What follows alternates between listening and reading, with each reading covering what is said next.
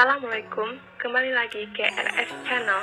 Kali ini akan dibahas mengenai interaksi dan kontraindikasi obat.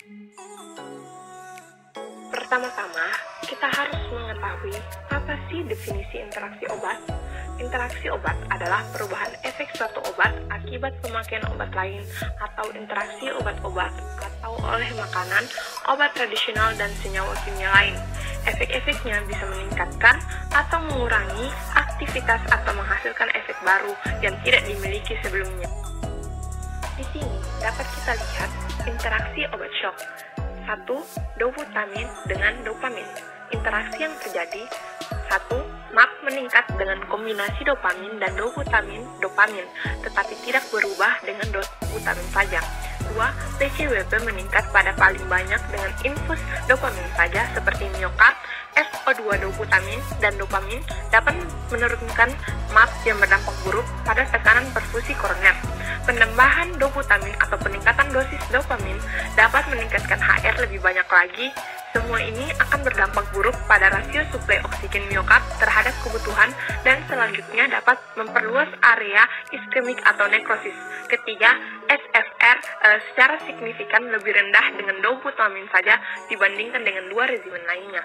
Kedua, obat dopamin dengan norepinefrin, di mana interaksi yang terjadi disfungsi miokard dan efek merugikan seperti tachycardia jarang. Selanjutnya dibahas mengenai kontraindikasi, di mana kontraindikasi adalah penggunaan obat tidak dianjurkan karena dapat mengakibatkan resiko terhadap pasien dengan kondisi tertentu, misalnya bayi dan balita, ibu hamil dan menyusui, serta usia lanjut dan penyakit tertentu. Kontraindikasi obat shock. 1. Doputamin. Doputamin menurunkan PCWP dan SFR dengan peningkatan dosis, sedangkan dopamin dapat meningkatkan PCWR dan SFR dengan peningkatan dosis. Kedua, norepinefrin. Pada kisaran 0,01 sampai 2 mcg per kg per menit dapat menstimulasi reseptor B1 adrenegrik, menyebabkan peningkatan HR dan kontraktivitas. Ketika dosis meningkat, lebih banyak stimulasi reseptor alfa-1 terjadi, mengakibatkan vasokonstriksi dan peningkatan SFR yang sesuai. Ketiga, vasopresresi digunakan pada dosis yang tidak boleh melebihi dari 0,01 sampai 0,04 unit per menit, menyebabkan efek vasokonstriksi yang tidak seperti reseptor adrenegrik agonis. Ketika dosis meningkat, menyebabkan vasodilatasi pada vaskular ginjal pulmonar. 4. Dopamin. Dopamin menstimulasi reseptor dopaminergik terutama di lapisan pembuluh darah, pankreas, ginjal, dan koroner. Efek pada reseptor dopaminergik tidak diblokir oleh penyekat B, tetapi ditentang oleh zat penghambat dopaminergik seperti butiraptenon dan fenotiazin. Peningkatan kinerja jantung yang dihasilkan oleh dopamin adalah melalui stimulasi langsung reseptor B1 adrenegrik dan secara tidak langsung melalui pelepasan norepinefrin dari terminal syaraf.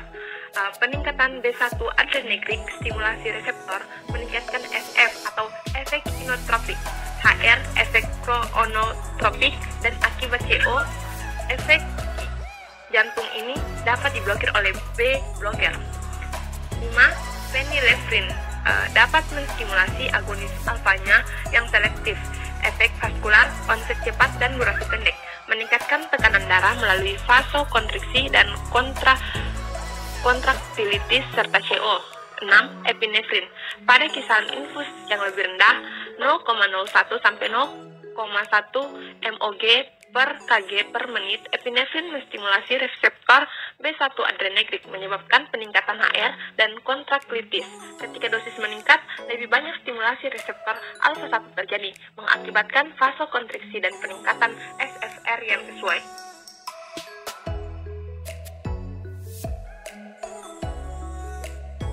Terima kasih telah menonton channel RX Channel. Jangan lupa like, share, komen, dan subscribe. Sampai jumpa lagi.